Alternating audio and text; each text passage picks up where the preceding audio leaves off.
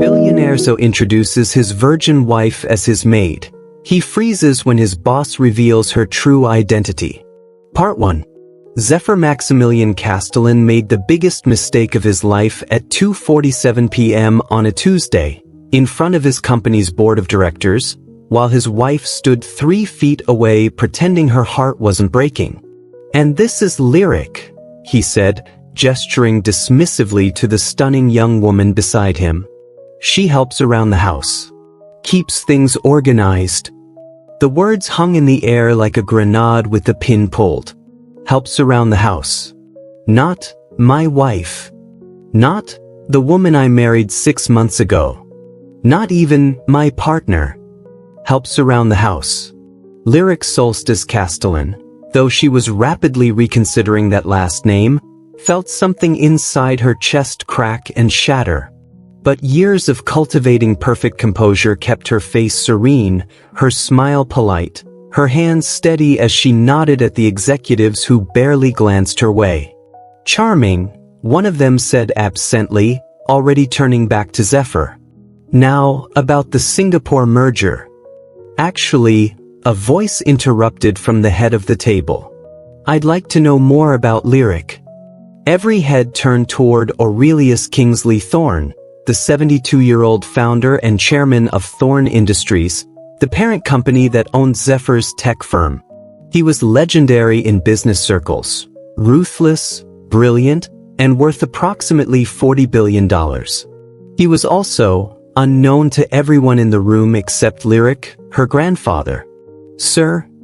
Zephyr said, confused. "She's just. Aurelius's silver eyebrows rose. "Young man, I've been doing business for 50 years, and I've learned that there's no such thing as just anyone. Everyone has a story." He turned his sharp blue eyes, the exact same shade as Lyric's, to her. "What's yours, my dear?"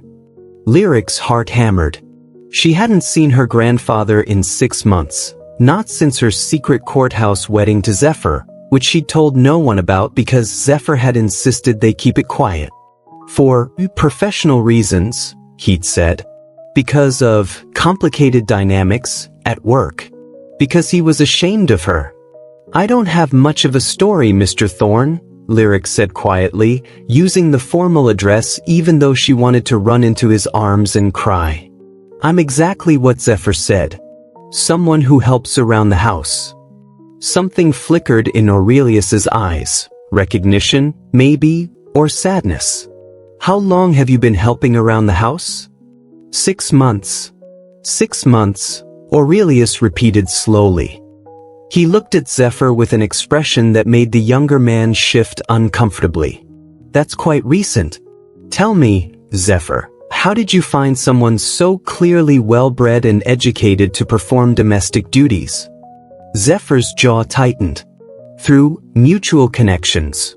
Mutual connections. Aurelius sat back in his chair. "How fascinating. And tell me, does your domestic helper usually attend board meetings?" "She was in the building.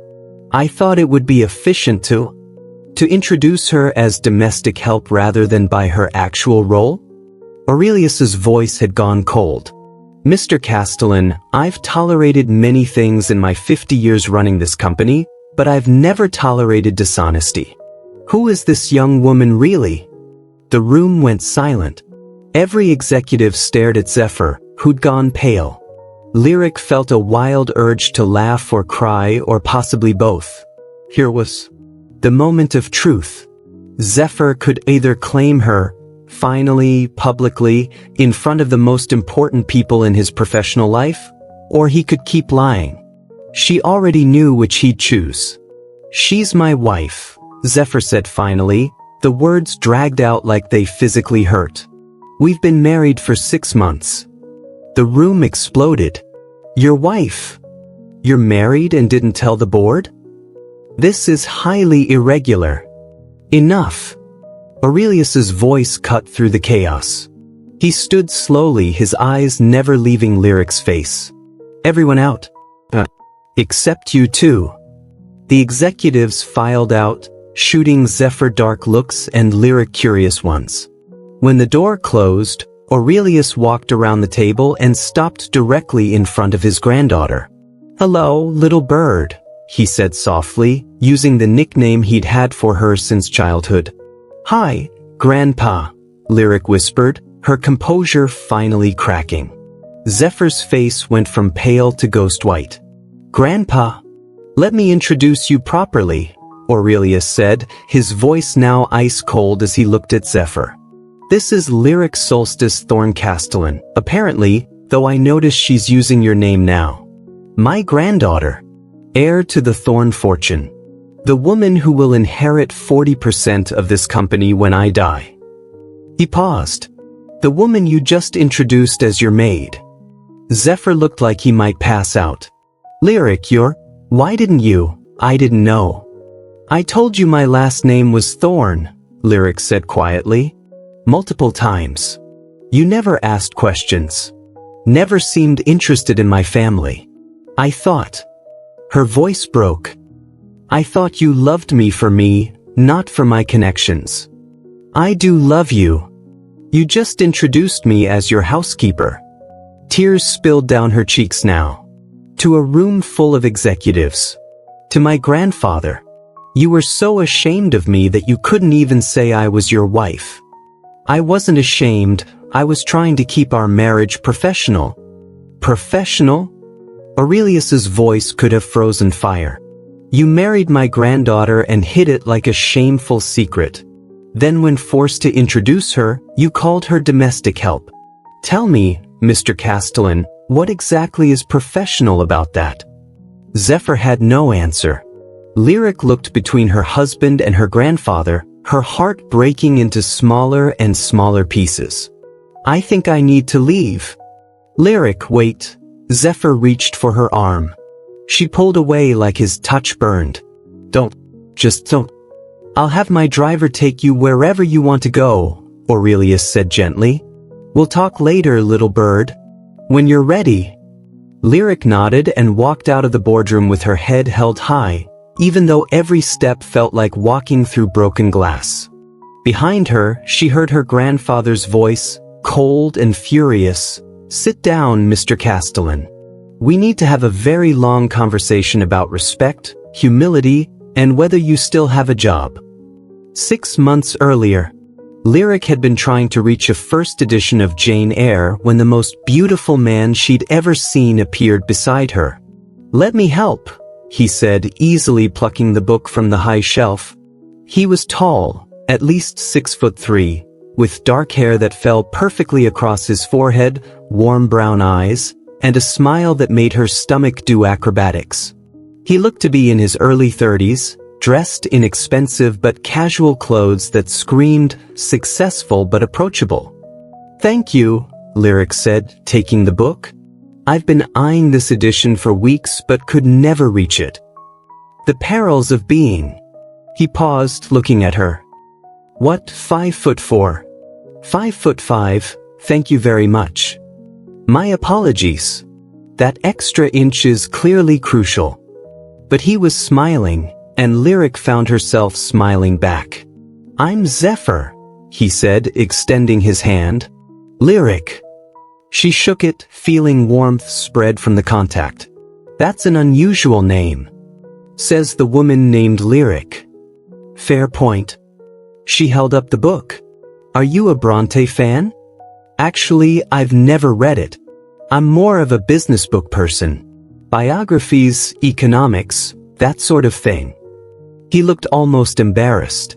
"Which probably makes me sound incredibly boring." "Not boring. Just focused. Diplomatic." He gestured to the book. "What's it about? Maybe you can educate me." They ended up in the bookshop's cafe, talking for 3 hours. Lyric learned that Zephyr was a CEO of a tech startup.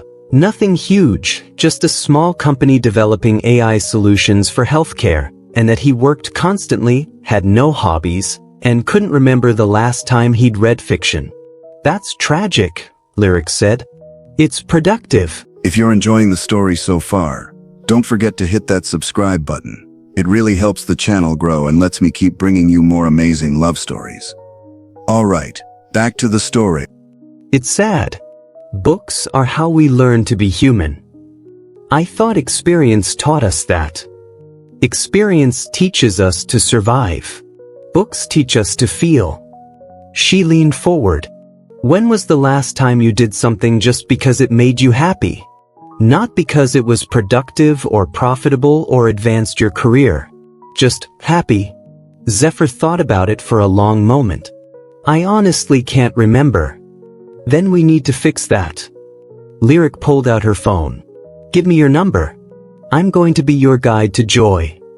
He'd laughed, bright and genuine, and given her his number.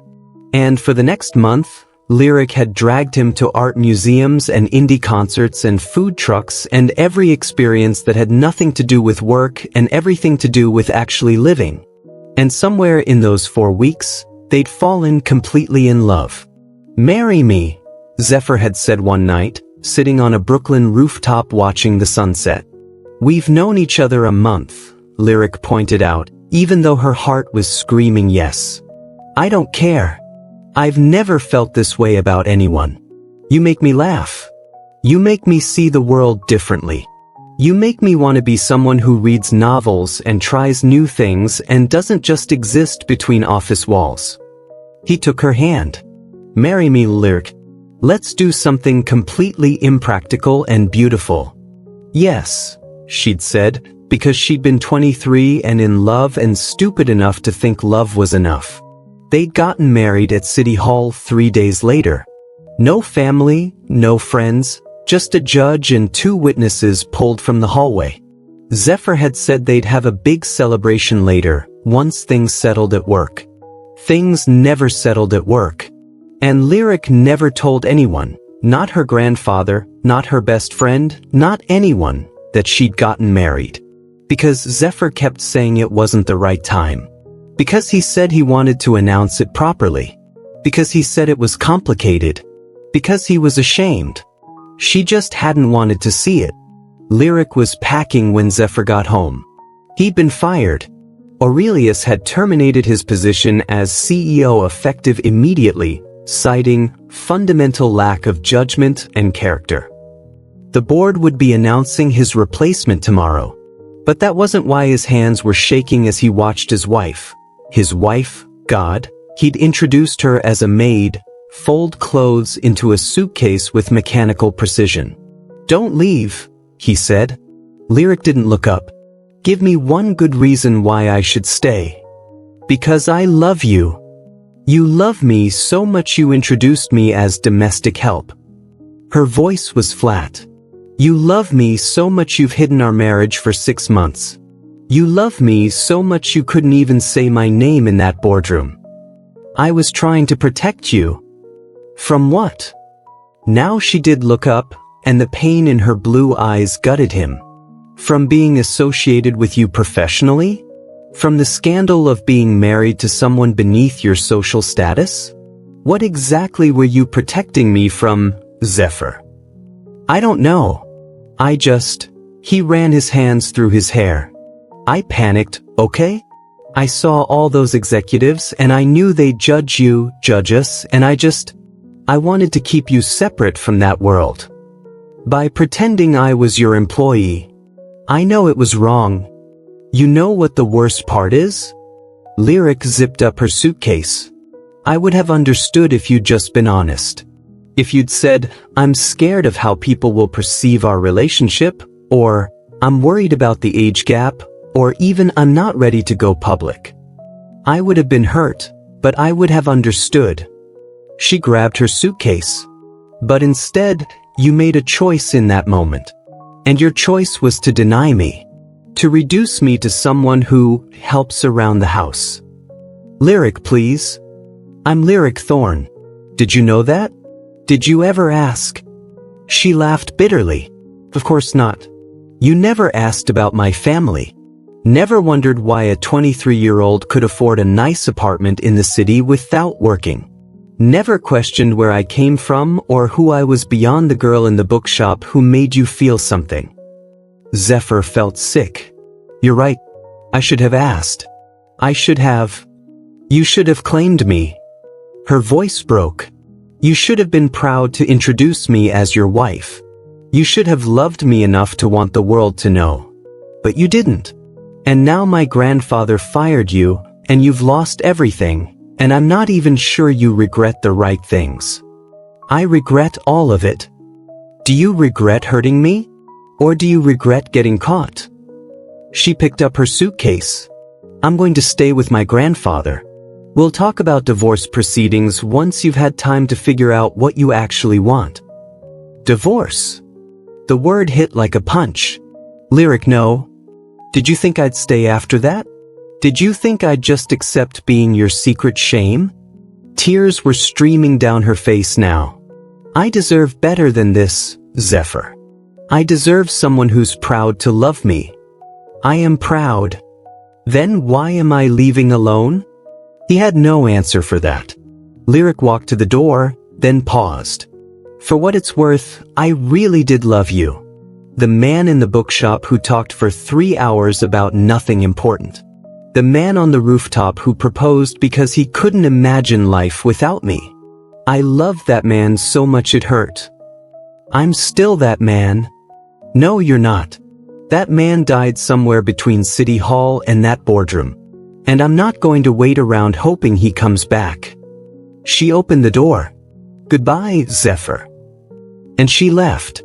Zephyr stood in his empty penthouse, the home he'd shared with her for 6 months, though she'd barely left a mark on it because he'd kept her so separate from his real life, and felt the full weight of what he'd lost. His job, his reputation, his wife, and it was entirely his own fault. Lovely viewers. He called his wife his maid in front of her billionaire grandfather. The second-hand embarrassment is real. What would you do if your husband did this to you? Tell me in the comments. Aurelius Kingsley Thorne's penthouse made Zephyr's apartment look like a college dorm room. 3 floors of the most exclusive building on 5th Avenue. Original Monets on the walls. Furniture that belonged in museums. Staff that moved like well-trained ghosts, appearing exactly when needed and vanishing immediately after. Lyric had grown up here, in this gilded palace that felt more like a mausoleum than a home. Tell me everything, Aurelius said gently, pouring her tea from a pot that was probably worth more than most people's cars. Start from the beginning. There's not much to tell. Lyric wrapped her hands around the delicate china cup, grateful for the warmth. I met him in a bookshop 6 months ago. We fell in love, or I thought we did. He proposed after a month. We got married at City Hall. She took a shaky breath. I didn't tell you because I wanted something that was just mine. Something that wasn't about being a thorn. I thought he loved me for me. Oh, little bird. Aurelius's expression was heartbroken. You should have told me. I know. Lyric set down her cup before she dropped it. Do you know what it's like, growing up as Lyric Thorne? Every friend wondered if I liked them for real or if they just wanted access to the money. Every boyfriend I had before Zephyr, I spent the entire relationship wondering if they loved me or my last name. She looked at her grandfather. With Zephyr, I was just Lyric. The girl who loved books and bad poetry and making him try new things. He didn't know about the trust fund or the inheritance or any of it. He just knew me. But he didn't really know you, did he? Because knowing you means knowing all of you, including where you come from. I was going to tell him. I swear I was. But then weeks turned into months, and he kept saying we needed to keep the marriage quiet for professional reasons. And I started to realize. Her voice cracked. I started to realize he was ashamed of me. Aurelius's jaw tightened. That boy is a fool. He's not a boy. He's 32. To me, anyone under 60 is a boy. Aurelius squeezed her hand. Lyric, you need to understand something. What happened today, that wasn't about you not being enough. That was about him being a coward. He was afraid of what people would think about your age difference, about the speed of your marriage, about anything that might make him look less than perfect. He said he was protecting me. He was protecting himself.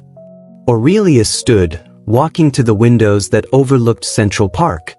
I've known men like Zephyr Castellan my entire life. Ambitious, talented, brilliant even.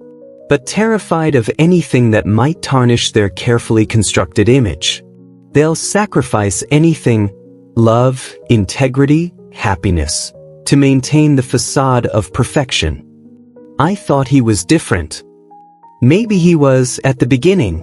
Love changes people, sometimes for the better, sometimes for the worse. The question is whether he's capable of changing back. Lyric thought about Zephyr in the bookshop, open, laughing, willing to spend 3 hours talking about nothing important. Then she thought about Zephyr in the boardroom, cold, dismissive, introducing her like she was invisible. I don't know if I care anymore, she whispered. Even if he does change, how do I trust it? How do I trust him? You might not be able to. And that's okay. Aurelius turned back to face her. Little bird, you're 23 years old. You have your entire life ahead of you. Don't waste it waiting for a man to decide you're worth claiming. But I love him. I know you do. Love doesn't just disappear because someone hurts us.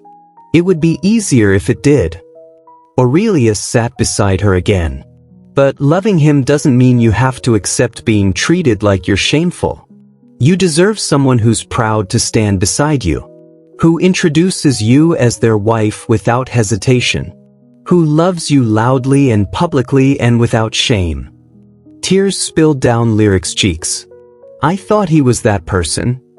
Maybe he can be, but he has to earn it. And you have to decide if giving him that chance is worth the risk of being hurt again. 3 days after the boardroom disaster, Zephyr had Googled his wife. It felt pathetic, sitting in his new studio apartment in Queens, all he could afford after being fired and blacklisted from every decent position in the city, learning about Lyric through internet searches instead of actual conversation. Do you regret hurting me? Or do you regret getting caught? She picked up her suitcase. I'm going to stay with my grandfather. We'll talk about divorce proceedings once you've had time to figure out what you actually want. Divorce. The word hit like a punch. Lyric, no. Did you think I'd stay after that? Did you think I'd just accept being your secret shame? Tears were streaming down her face now. I deserve better than this, Zephyr. I deserve someone who's proud to love me. I am proud. Then why am I leaving alone? He had no answer for that. Lyric walked to the door, then paused. For what it's worth, I really did love you. The man in the bookshop who talked for 3 hours about nothing important. The man on the rooftop who proposed because he couldn't imagine life without me. I loved that man so much it hurt. I'm still that man. No, you're not. That man died somewhere between City Hall and that boardroom. And I'm not going to wait around hoping he comes back. She opened the door. Goodbye, Zephyr. And she left. Zephyr stood in his empty penthouse, the home he'd shared with her for 6 months, though she'd barely left a mark on it because he'd kept her so separate from his real life, and felt the full weight of what he'd lost. His job. His reputation. His wife. And it was entirely his own fault. Lovely viewers. He called his wife his maid in front of her billionaire grandfather. The second-hand embarrassment is real. What would you do if your husband did this to you? Tell me in the comments. Aurelius Kingsley Thorne's penthouse made Zephyr's apartment look like a college dorm room. 3 floors of the most exclusive building on 5th Avenue. Original Monets on the walls. Furniture that belonged in museums. Staff that moved like well-trained ghosts, appearing exactly when needed and vanishing immediately after. Lyric had grown up here. In this gilded palace that felt more like a mausoleum than a home. Tell me everything, Aurelius said gently, pouring her tea from a pot that was probably worth more than most people's cars. Start from the beginning. There's not much to tell. Lyric wrapped her hands around the delicate china cup, grateful for the warmth. I met him in a bookshop 6 months ago. We fell in love, or I thought we did. He proposed after a month. We got married at City Hall. She took a shaky breath. I didn't tell you because I wanted something that was just mine. Something that wasn't about being a thorn. I thought he loved me for me. Oh, little bird. Aurelius's expression was heartbroken. You should have told me. I know. Lyric set down her cup before she dropped it. Do you know what it's like, growing up as Lyric Thorn? Every friend wondered if I liked them for real or if they just wanted access to the money. Every boyfriend I had before Zephyr, I spent the entire relationship wondering if they loved me or my last name. She looked at her grandfather. With Zephyr, I was just Lyric. The girl who loved books and bad poetry and making him try new things. He didn't know about the trust fund or the inheritance or any of it. He just knew me. But he didn't really know you, did he? Because knowing you means knowing all of you, including where you come from. I was going to tell him. I swear I was. But then weeks turned into months, and he kept saying we needed to keep the marriage quiet for professional reasons, and I started to realize. Her voice cracked. I started to realize he was ashamed of me. Aurelius's jaw tightened. That boy is a fool. He's not a boy. He's 32. To me, anyone under 60 is a boy. Aurelius squeezed her hand. Lyric, you need to understand something. What happened today, that wasn't about you not being enough. That was about him being a coward. He was afraid of what people would think about your age difference, about the speed of your marriage, about anything that might make him look less than perfect. He said he was protecting me. He was protecting himself. Aurelius stood, walking to the windows that overlooked Central Park. I've known men like Zephyr Castellan my entire life. Ambitious, talented, brilliant even. But terrified of anything that might tarnish their carefully constructed image. They'll sacrifice anything, love, integrity, happiness, to maintain the facade of perfection. I thought he was different. Maybe he was at the beginning. Love changes people, sometimes for the better, sometimes for the worse. The question is whether he's capable of changing back. Lyric thought about Zephyr in the bookshop, open, laughing, willing to spend 3 hours talking about nothing important. Then she thought about Zephyr in the boardroom, cold, dismissive, introducing her like she was invisible. I don't know if I care anymore, she whispered. Even if he does change, how do I trust it? How do I trust him? You might not be able to. And that's okay. Aurelius turned back to face her. Little bird, you're 23 years old. You have your entire life ahead of you. Don't waste it waiting for a man to decide you're worth claiming. But I love him. I know you do. Love doesn't just disappear because someone hurts us. It would be easier if it did. Aurelius sat beside her again. But loving him doesn't mean you have to accept being treated like you're shameful. You deserve someone who's proud to stand beside you. Who introduces you as their wife without hesitation. Who loves you loudly and publicly and without shame. Tears spilled down Lyric's cheeks. I thought he was that person. Maybe he can be, but he has to earn it. And you have to decide if giving him that chance is worth the risk of being hurt again. 3 days after the boardroom disaster, Zephyr had Googled his wife. It felt pathetic, sitting in his new studio apartment in Queens, all he could afford after being fired and blacklisted from every decent position in the city, learning about Lyric through internet searches instead of actual conversation. Lyric being everything Zephyr had been too blind and stupid to see. He clicked on a video, an interview from 2 years ago where a journalist asked about her private life. You're famously private for someone in your position, the interviewer said. Why is that? Because privacy is the only luxury money can't really buy, 21-year-old Lyric responded. Everyone wants something from you when you're a thorn. Access, connections, money, proximity to power. It becomes impossible to know who actually cares about you versus who cares about what you can do for them. So you hide who you are? I protect who I am. There's a difference. Young Lyric smiled sadly at the camera. Someday I hope to meet someone who loves me without knowing my last name. Someone who sees me as just Lyric. Not Lyric Thorn, not the heiress, not the connection. Just me. Zephyr closed the laptop and put his head in his hands. She'd found that.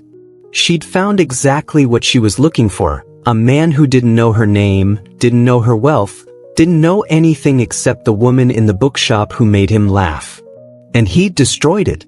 Not just by hiding their marriage, though that was bad enough, but by reducing her, this brilliant, accomplished, incredible woman, to someone who helped around the house. By being so focused on protecting his image that he'd shattered hers. His phone rang. Caliph, his former COO and one of the only people still speaking to him. You need to stop wallowing and start fixing this, she said without preamble. There's nothing to fix. She's gone. I'm fired. It's over. Nothing's over until you decide it is. Caliph's voice was sharp.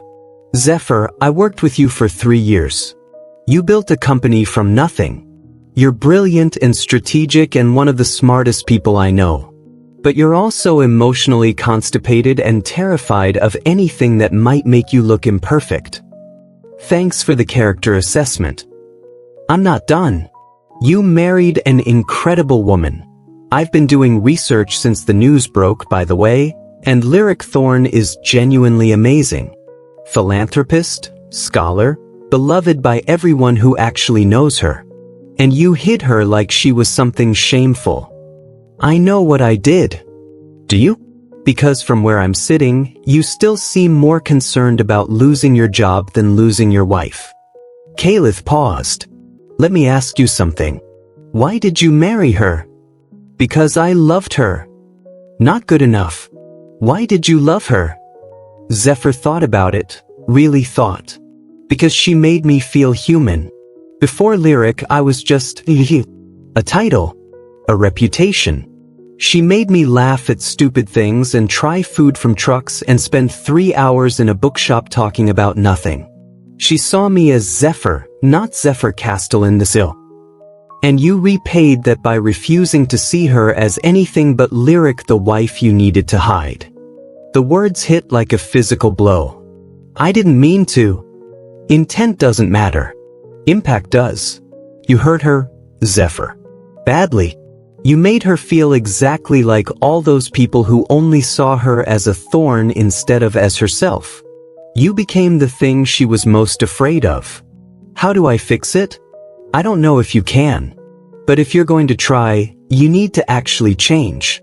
Not just apologize, change. Figure out why you were so afraid to claim her publicly. Deal with whatever made you prioritize image over love. Become someone who deserves a second chance. What if she won't give me one? Then you accept it with grace and spend the rest of your life being better for the next person. But Zephyr. Caliph's voice softened. I saw you with her at the company holiday party. You looked at her like she was your entire world. If that was real, fight for it. But fight the right way, not with grand gestures or expensive gifts. Fight by actually becoming the man she fell in love with in that bookshop. After Caliph hung up, Zephyr sat in his sparse apartment and made a list. Why I hid Lyric. Afraid people would judge the age gap, 9 years. Worried about looking impulsive, married after 1 month. Concerned it would seem unprofessional. Scared she'd distract from my work. Terrified of giving people power to hurt me through her. He stared at the list for a long time. Every single reason was about him. His fears. His image. his comfort. Not once had he considered what hiding their marriage would do to her.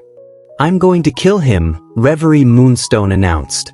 Slowly, painfully, in a way that makes him regret every choice he's ever made. "You can't kill my husband," Lyric said weakly. "Watch me. I know people. People who know people who know people with very particular skills." Despite everything, Lyric felt her lips twitch. Reverie had been her best friend since boarding school, the only person who'd never cared about the Thorn name, mostly because Reverie's own family was old money going back to the Mayflower. "I can't believe you got married and didn't tell me," Reverie continued, stirring her latte aggressively. 6 months, Lyric. 6 months of secret marriage to a man who apparently didn't deserve you for even 6 minutes. "I wanted something that was just mine." "I understand that. What I don't understand is why you picked a coward." Reverie leaned forward. "But he introduced you as the maid." "The maid? I've met you at actual maid conventions where you were volunteering. Even they wouldn't disrespect the profession like that." He panicked. He panicked because he's been hiding you like a shameful secret for 6 months. This wasn't a one-time mistake, Liv. This was the culmination of 6 months of him treating you like you weren't worth claiming. Lyric knew Reverie was right. That was the worst part. It wasn't just the boardroom. It was 6 months of being introduced to his colleagues as his friend Lyric, or not being introduced at all. 6 months of him saying they'd announce their marriage soon, but never actually doing it. 6 months of separate social lives, separate professional lives, only intersecting in the privacy of his apartment where no one could see. "I kept thinking he'd change," Lyric admitted. "That he'd wake up one day and realize he wanted to tell people. That I'd become someone worth being public about." "Stop." Reverie grabbed her hand. "Listen to me very carefully. You were always worth being public about. From day one, from minute one, you were worth shouting from rooftops. His failure to see that is about his issues, not your value." "Then why does it hurt so much?" "Because you loved him. Because you trusted him with the real you, the you that nobody gets to see, and he treated that gift like it was worthless." Reverie squeezed her hand. "But Lyric, you're going to survive this. You're going to heal. And someday, you're going to meet someone who's proud to love you. Who introduces you as their wife in the first sentence. Who treats you like the goddamn treasure you are. What if I don't want to risk it again? Then don't. Be single. Be fabulous. Take over your grandfather's empire and become a business legend. Whatever you want." Reverie smiled. "But don't let Zephyr Castellan's cowardice make you think you're unlovable. You're not. You're just married to an idiot. Soon to be divorced from an idiot. Even better. Then you can upgrade." Reverie pulled out her phone. "Speaking of which, I have at least 5 extremely eligible bachelors I could set you up with. All of them would treat you like a queen. I'm still married, Rev. Details. We're manifesting your future." But Reverie put her phone away. "Seriously though, what are you going to do?" "I don't know. Grandpa wants me to file for divorce immediately. Says Zephyr doesn't deserve another chance." Lyric touched her wedding ring. Simple gold, chosen because Zephyr had said he wanted something understated. She'd thought it was romantic. Now she wondered if he just didn't want anyone to notice she was married. But part of me wonders if I should at least talk to him. Hear him out. Why? Because the man in the bookshop was real. The man who proposed on the rooftop was real. Somewhere inside the coward who called me his maid is the person I fell in love with. And what if that person doesn't exist anymore? What if he was just performing until he trapped you? Then I'll know. And I can move on with certainty instead of wondering what if. Lyric finally took a sip of her lot. I need closure either way. Either he's genuinely sorry and willing to change, or he's not. But I need to hear it from him. But I'm coming with you. And if he says one wrong thing, I'm throwing my latte in his face. Deal. Lyric stood outside Zephyr's apartment for 45 minutes before admitting she couldn't do it. She'd tracked down his new address, easy enough with her resources. She'd even made it to his neighborhood, to his street, to the exact spot where she could see his window. But she couldn't make herself walk to the door. Through the window, she could see him pacing. Even from this distance, he looked different, rumpled, unshaven, wearing sweatpants instead of his usual impeccable suits. He looked like a man falling apart. Good, part of her thought viciously. Let him feel a fraction of what you felt. But another part, the part that still loved him despite everything, just felt sad. Her phone buzzed. A text from Aurelius. Wherever you are, come home. We need to talk about your future with the company. Lyric looked up at Zephyr's window one more time, then turned and walked away. She wasn't ready yet. Maybe she never would be. But if Zephyr wanted her back, really wanted her back, he was going to have to fight for it. Because she was done being the only one fighting for their marriage. 2 weeks after the boardroom, Zephyr had been trying to see Lyric for 14 days. He called, but he'd texted, no response. He'd sent emails, unread. He'd even tried sending flowers to Aurelius's penthouse, returned with a note from building security. Mr. Thorne has instructed us to refuse all deliveries from you. So now he was here at Thorne Industries headquarters, hoping to catch her coming or going. Sir, for the last time, you can't wait in this lobby without an appointment, the security guard said, approaching for the third time in an hour. I just need 5 minutes. Please. My wife. Your wife who you introduced as your maid? The guard's voice was cold. Yeah, we all heard about that. Ms. Thorne deserves better. Before Zephyr could respond, the elevator chimed and Lyric stepped out. He almost didn't recognize her. Gone was the girl in simple cotton dresses and minimal makeup.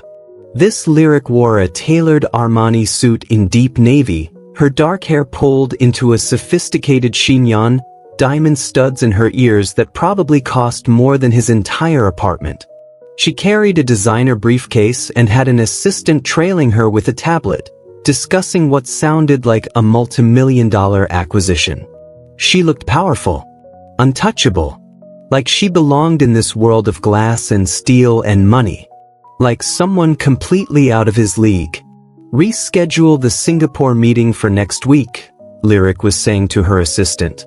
And make sure legal reviews the contracts before. She stopped mid-sentence, her eyes landing on Zephyr. For a moment, her polished facade cracked and he saw pain flash across her face. Then it was gone, replaced by cool professionalism. Lyric, Zephyr said, moving toward her. Please, I just need to talk to you. Mr. Castellan. Her voice was arctic. This is my place of business. I'd appreciate it if you didn't create a scene. Mr. Castellan. Not Zephyr. Not even her husband. Mr. Castellan. I've been trying to reach you for 2 weeks. Yes, I'm aware. I've been actively avoiding you. She turned to her assistant. Temperance, please have security escort Mr. Castellan from the building. Lyric, wait. It's Miss Thorne, actually. Or Mrs. Castellan, technically, though not for much longer. My lawyers will be in touch about the divorce. She started walking toward the exit.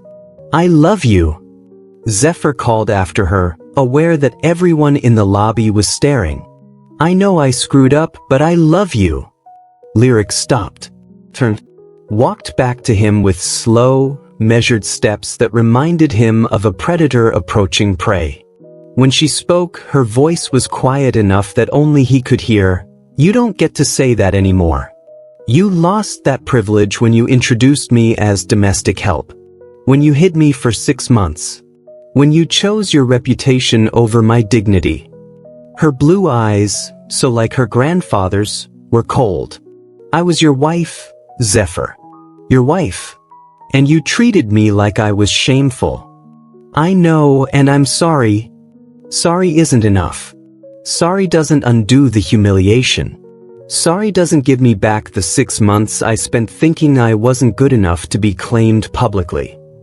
She stepped closer. Do you know what the worst part is? I would have waited. If you'd just been honest, if you'd said you needed time before going public, that you were nervous about reactions, I would have understood. I would have waited. Then give me another chance. But, so you can decide I'm worth claiming now that you know about my money? Now that you've lost your job and I'm suddenly useful?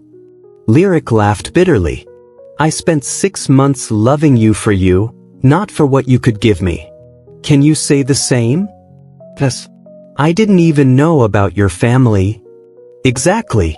You didn't know because you never asked. You never cared enough to ask about my family, my background, my life before you. I was just... She paused, composing herself. I was just the girl who made you feel good.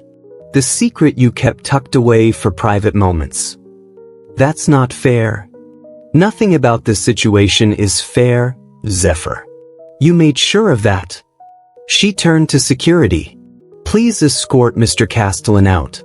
If he returns, call the police. Lyric, please. But she was already gone, disappearing into a waiting town car with tinted windows, leaving him standing in the lobby being stared at by dozens of Thorn Industries employees who now knew exactly who he was, the idiot who'd thrown away a thorn. You have a lot of audacity showing up at my granddaughter's workplace, Aurelius said, not looking up from the document he was signing. Zephyr had been summoned to Aurelius's office an hour after the lobby disaster. He'd expected legal threats, maybe a restraining order. Instead, he'd gotten this, a private audience with one of the most powerful men in the world. I needed to see her. You needed closure. There's a difference. Aurelius set down his pen and finally looked at Zephyr with those ice blue eyes that reminded him painfully of Lyric. Tell me something, Mr. Castellan. Why did you marry my granddaughter? Because I loved her. Try again. And this time be honest. Zephyr took a breath. Because she made me feel real. Before Lyric, I was just a CEO. A title. Everything in my life was about achievement and success and building something impressive. She was the first person who looked at me and saw Zephyr, not Zephyr Castellan, the ambitious tech founder. And you repaid that gift by refusing to see her as Lyric Thorn. I didn't know. You didn't ask. Aurelius leaned back in his chair. For 6 months, you were married to one of the most eligible women in the country. A philanthropist, a scholar, an heiress to a fortune that would make your startup look like pocket change. And you never once asked about her family? She said she wanted privacy. Privacy's invisibility, no. Aurelius pulled out a folder. I've had my people look into you, Mr. Castellan. Impressive credentials, MIT graduate, built a successful company from nothing, excellent business instincts. Also, workaholic tendencies, fear of vulnerability, pattern of prioritizing career over relationships. Zephyr shifted uncomfortably. That's fairly accurate. Your previous relationships lasted an average of 4 months. You've never lived with a romantic partner before Lyric. You've never been engaged. You proposed to my granddaughter after 1 month and married her 3 days later, completely out of character for someone who usually keeps relationships casual and compartmentalized. What's your point? My point is that you were in love. Genuinely, deeply in love, possibly for the first time in your life. And it terrified you. Aurelius opened the folder. So you did what you always do when something threatens your carefully controlled world. You compartmentalized. Kept Lyric separate from work, from friends, from anything that might make the relationship feel too real or too public. I was trying to protect what we had. You were trying to protect yourself. From judgment, from vulnerability, from the scary possibility that this impulsive marriage might actually be real. Aurelius closed the folder. I understand that impulse, Mr. Castellan. I've spent 50 years in business. I know what it's like to build walls around anything precious. Then you understand. I understand the impulse. I don't condone the execution. Because here's what you need to comprehend. My granddaughter spent her entire life being valued for her name, her connections, her money. Every friend wondered if she liked them for real. Every boyfriend she wondered about their motives. And then she met you, someone who didn't know about the fortune, who just saw her as lyric. Do you understand what a gift that was to her? Zephyr felt something crack in his chest. I didn't think about it like that. Of course you didn't. You were too busy thinking about yourself. Aurelius stood, walking to the window. But here's the thing that fascinates me. Lyric loved you enough to keep your secret. For 6 months, she lived a double life, being Mrs. Castellan in private and just Lyric in public. She never told me, never told her friends, never leveraged her position to help your career. She protected your privacy the same way you claimed to be protecting hers. I know I don't deserve her. Damn right you don't. But Mr. Castellan, I'm not interested in what you deserve. I'm interested in whether you're capable of becoming someone who could deserve her. Zephyr looked up sharply. What? I'm offering you a deal. Aurelius turned from the window. I will give you one chance, one, to prove you've changed. To prove you're not the coward who introduced his wife as his maid. What kind of deal? You will work for me. Entry-level position in one of my subsidiaries. Long hours, low pay, zero prestige. You will do this job impeccably for 6 months while also doing the personal work necessary to understand why you failed Lyric. I don't understand. I'm giving you a chance to rebuild yourself from the ground up. To learn humility. To become someone who values people over image. Aurelius sat back down. And if after 6 months you've proven you're capable of change, I will arrange one conversation with Lyric. No promises beyond that.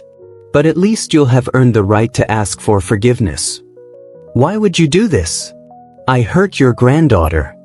Because despite everything, Lyric loved you. I saw it in her face when she walked into that boardroom.